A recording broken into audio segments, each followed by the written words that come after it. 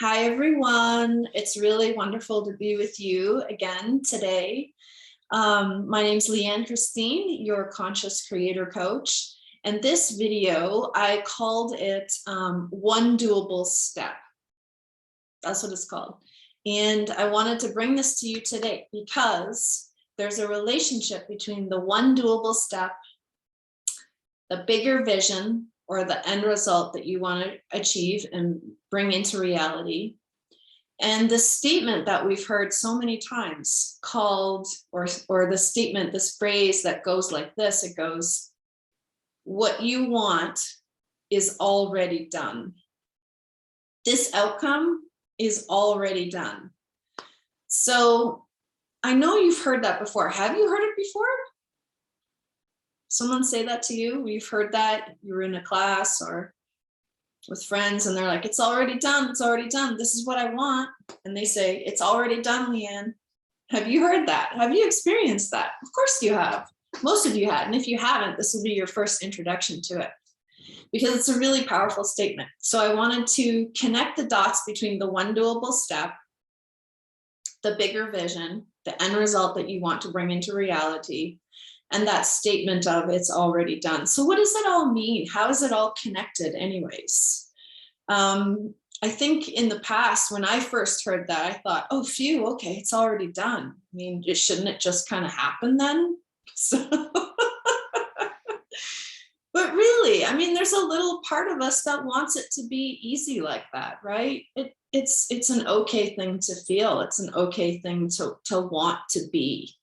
And yeah, it's really just a beautiful thing to be able to sort of sit back, lean back into, and just feel the truth of that. And then after there's this sort of settling in and you kind of getting a bit deeper into that contemplation and wondering, well, what does that really mean? It's already done, you know? For me, and I'll just kind of tell you my relationship to that statement is there's, you know, we're surrounded by this great, huge, giant field of energy, electromagnetic field, pulses of energy. There's waves of information. It's all just everywhere. And we don't have the ocular ability to really see that. All we see is kind of the space between us and another object. So the space between me and this pen, I mean, it's just clear. There's you might even think and assume there's nothing there, right? So that space is empty. And scientists used to think that was actually true until all these experiments were being done at the turn of the century and continuing on. And they learned that there's actually not empty space, that it's actually full, absolutely full of incredible energy and incredible potential. And some of the scientific tests that they took showed that they couldn't predict. So they couldn't predict what would, when they injected energy or create or affected that state, that empty space, what they discovered was there was this spontaneous creation of results of energy that was unpredictable. So they discovered that it's there, it has reaction to each other and to stimulus, and that they didn't know, they couldn't really conceive what would be created as a result of that stimulus. So it was infinite potential. And so this is an actually really beautiful, magical playground to just even contemplate the infinite potential of the space all around us.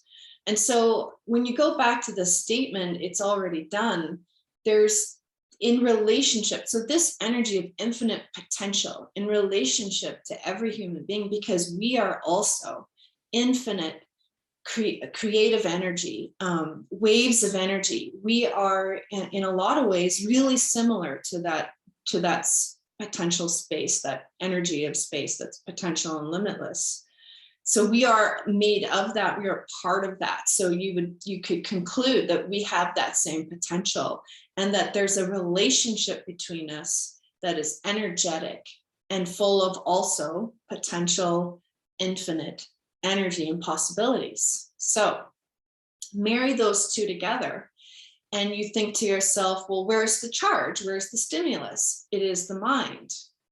It is the heart. We have all these electrical systems in our body, the nervous system. So when we think something, that can have a stimulus into the field and create a chain reactions of infinite possibilities. And of course, what you're thinking, what you want, is what you can create.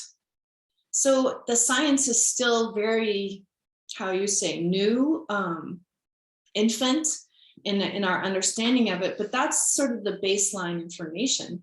But when we think about the potentiality of that information and think, well, let's just play with this. Let's experiment, you know, about how this is possible for us. But what we do know what's possible is thought affects creation. Thought affects our focus, and what we focus on, we create. And that's actually been proven. That's done and gone. So this is what we want to do then, is we want to harness this potentiality, bring the thoughts into the reality, and then start taking that one doable step to create that outcome that we want to create. See, do you kind of see how all the pieces work together? So maybe not, maybe that was a lot of information, but for me, it's very, very exciting because this is our potential to create. It's based on science, and it's also based on the spirit, the willpower, the choosing to want that for ourselves, and being rooted in the heart energy of that choice, the thought energy of that choice, and taking one doable step, one at a time, that gets you closer. And then it's inevitable. It's completely inevitable that what you desire, what your end result is that you want to create, that goal or that experience that you want, it's going to happen because the actions are being taken. So beautiful. Isn't it beautiful? So just to make sure that I'm really getting to the little piece that I really wanted to get across was when someone says, oh, it's already done, there's 2 points of action. There's the one of thinking and then the one of actually taking the steps. So it's already done means the infinite potential, the infinite possibility in this energetic field that we are a part of, that we're related to, receives the stimuli of our thought and our heart. So it's in our heart's best interest. It's in our heart's greatest desire. And we think we have an idea of how we want to express and serve, however that is. And then we take one doable step towards that. Right? I think that's it. Does that make sense to you? It's pretty easy, you know, and I think what can happen in the marketplace is a lot of confusion about how it all works, you know, that you need to realign your energy or fix a part of you that lives in fear, or build and get more worthiness so that you can go forth fearlessly. I think that creates a lot of fixing energy, that where your focus becomes what you need to change about yourself first before you can have what you want. Change something about yourself before you can have what you want. Well, that's a big frown, because that just sounds like a big waste of time, to be honest. I'm you know what I'm for? I'm for the direct route. I'm for the direct route. I'm for, what do you want to create that's incredible, powerful, and aligned with your heart? In your deepest heart's desire, you want it to happen just because it would feel great and be an amazing experience. What's that? Awesome. You've chosen it. All right. that step simultaneously blooms, goes into the field, and the path is started. There's momentum created, and the energy and the matrix of the universe meets you there. And then you take your one doable step. There's always one. It's always just one step. Sometimes we can get caught up in the 30 or 40 or 50. And that can create overwhelm and then resistance, yada, yada, yada. There's actually a lot of ways it creates resistance, but we're going to get into that really soon, a little bit later. Not on this video, but that's where I'm headed with this, is the resistance. Because I think all in all, we are always trying to go for what we want. What's in our deepest heart's desire?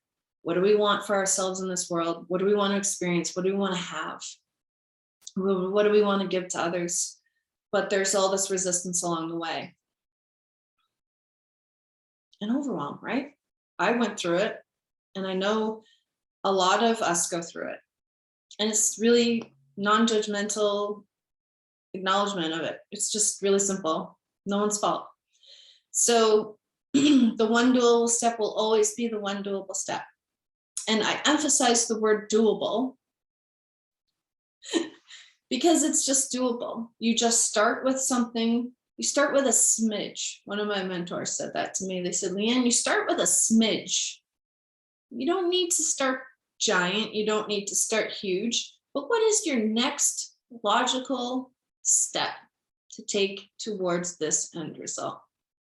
Now that feels doable. That feels good. And when you think about it, that feels like momentum can be created. That feels like you keep adding to the field all your ideas and your next steps, and your energy and your heart's desire follows you every step of the way, because it's behind your choices. It's behind your choices, and then your steps. So those are your choices, your step. And the one doable step is one, then it becomes another, then it becomes another, then another, and then another. And it's inevitable that your end result happens. And every step that you take, whenever there's resistance, you work with that resistance. And that's it. And then you take another step. So see how freeing this feels when you're constantly in a state of taking action towards your end result, instead of trying to fix something about yourself first and then going on your pilgrimage towards what you want.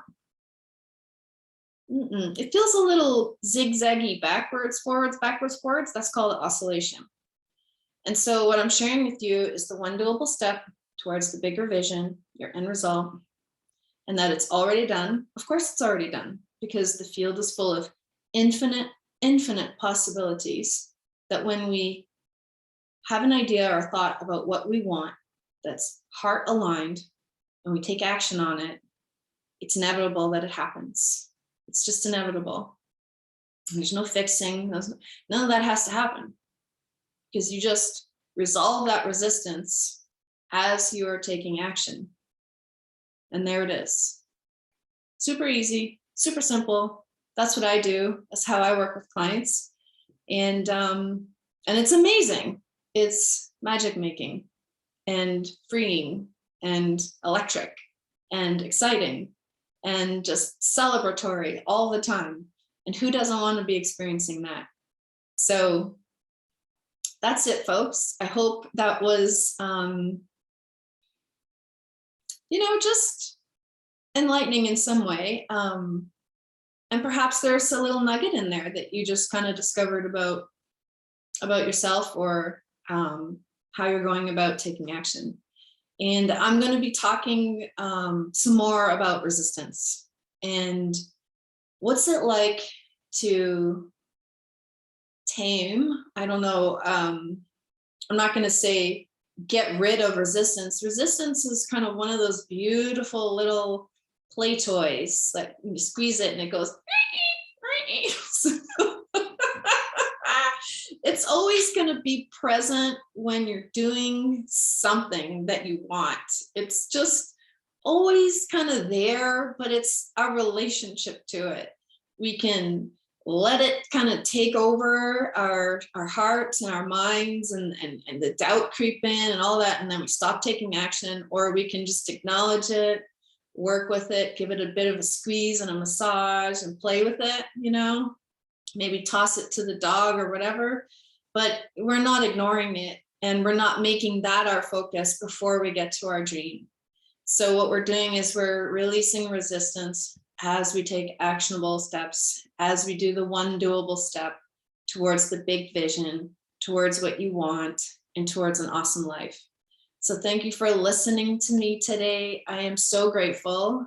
I love sharing this knowledge with you and my experiences with you. And if you are excited and inspired to drop me a message, please do in the direct message. I'm always responding to messages, and I'm just so happy that you're here and able to hear what I have to share. I'm really grateful for you.